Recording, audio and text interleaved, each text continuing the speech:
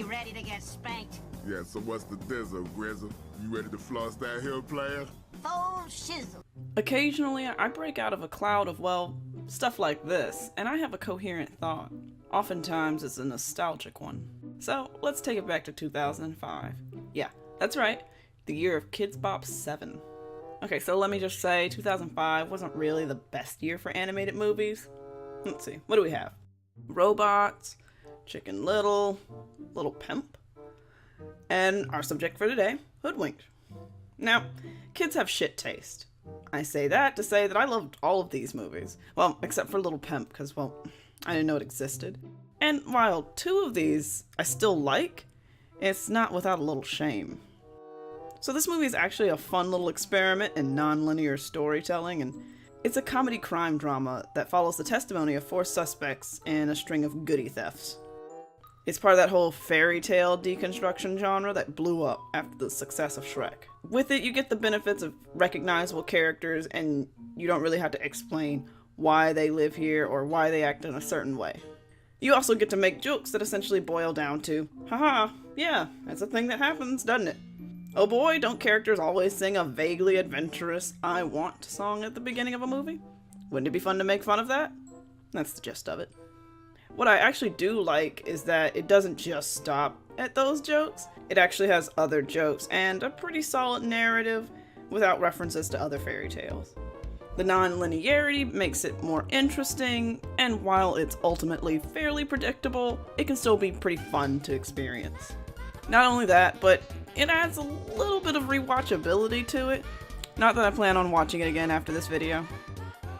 Sometimes this movie can be a little 2005 for me.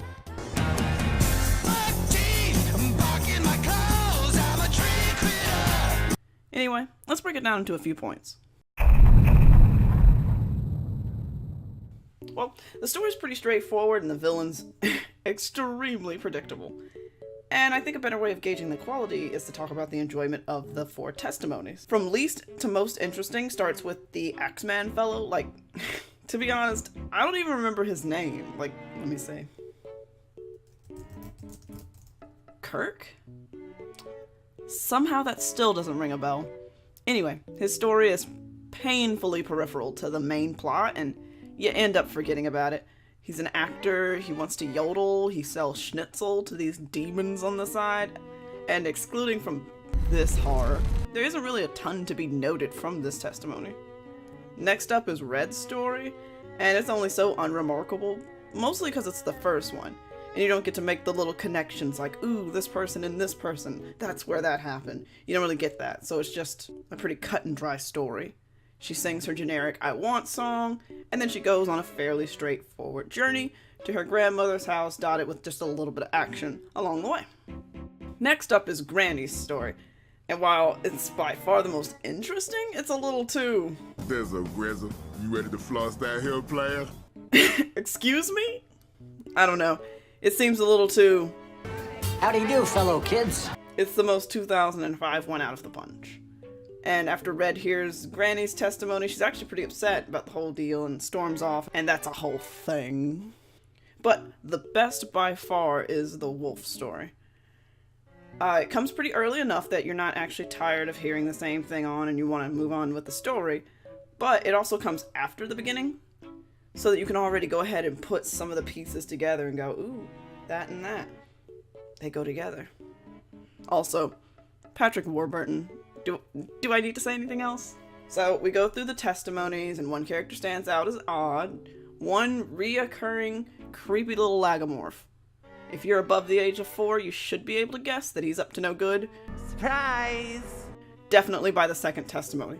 Especially when he starts saying stuff like, Maybe someday somebody will open up a great big goodie shop and we can all work for that little guy. So once everybody figures that out, they all go up the mountain, they fight him, they have a heartwarming kind of little bonding moment, and they arrest him and the movie's over. Goody goody. Overall, it's an alright story, but the storytelling is what makes it interesting. So the characters are fairly uninteresting. Not that they're terrible characters, it's just they've all been done before. But I do like that we have sort of 3 of the straight man kind of character. Now, they're not always the straight man all the time, and not all at the same time. It kind of depends who they're talking to. Sometimes the wolf is the straight man to the antics, and sometimes it's Red. Sometimes they play off each other, and one person is buying into the antics while the other person's the straight man. I do like that. It adds a little bit of personality to the movie. A lot of the characters, once you get past pretty much the main, like 2 characters, the rest are mostly forgettable. Boingo, the little rabbit antagonist fella, he's alright. Yeah, he's alright. He's creepy. So, for the animation, I could dog on it, but come on, it was 2005. They had a limited budget, and well, taking that into consideration, it's kind of okay. Well, I mean, except for this. These characters are, oof, they're so far into that uncanny valley. And some of the effects look goofy, and some of the characters look, frankly, pretty bad. But it's not overly so. Now, if I'm honest, I think the bad animation actually helps one of the characters. That being Boingo, because holy fucking shit, this dude is terrifying. Look at him. Look at the way he moves. Oh my god. That aside, most of the time I actually find the animation pretty funny. Like, what is this guy even doing back there? Like, So I'd like to say that the writing, while not groundbreaking, it might actually be the best part of this movie. Well, at least when it's not faux shizzling. I like the dry delivery of the lines. It has a little bit of wittiness. I mean, it's not the Citizen Kane of animated wit, but I chuckled a little here and there. It's got some cute jokes. I like when Flipper, the little frog detective fellow, walks in with his dog, and then the dog is like the note taker. Because it's not in your face, but it happens, and I chuckled a little. I mean, I didn't chuckle for real, but I did exhale a little air out of my nose, and that's a good sign. As a whole, this movie is more charming than anything else. It's mostly fueled by a lot of nostalgia that I don't hate this. It's a decent time if you're really curious about going back and watching it. Go ahead, but if you're curious as a person just completely outside of it, never saw it as a kid, and I wouldn't really recommend it. It's kind of just very mediocre. 6 out of 10. 4 out of 10 without nostalgia.